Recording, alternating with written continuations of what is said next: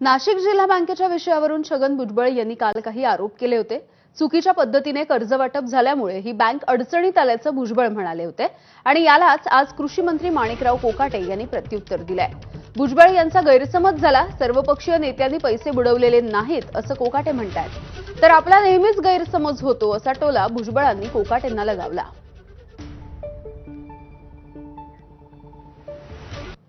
नाशिक जिल्ह्याची ही जी बँक जी आहे हे एकेकाळी महाराष्ट्रातली नव्हे हिंदुस्थानमधली दुसऱ्या क्रमांकाची बँक होती आणि एवढा मोठा प्लान होता शेतकऱ्यांच्या कर्जाचा, देशामध्ये दुसरा क्रमांक।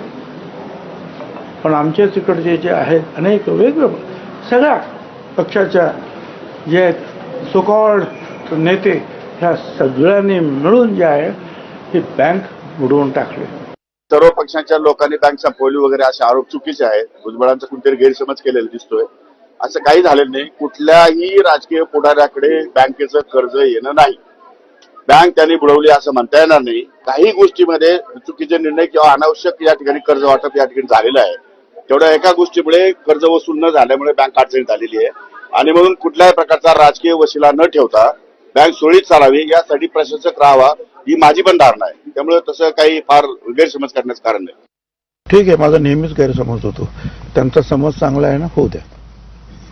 त्यांना म्हणा की अगोदर ही बँक कोणी बुडवली काय त्याची आपल्याला तर माहिती असेल तर सांगा ना, कशा रीतीने बुडवली गेली। ते 1 नंबरची बँक होती महाराष्ट्रातली आणि देशातली 2 नंबरची। मी काय तिथे नव्हतो संचालक, त्यामुळे त्याने आता सांगावं, माझा गैरसमज दूर करावा ना त्यांनी।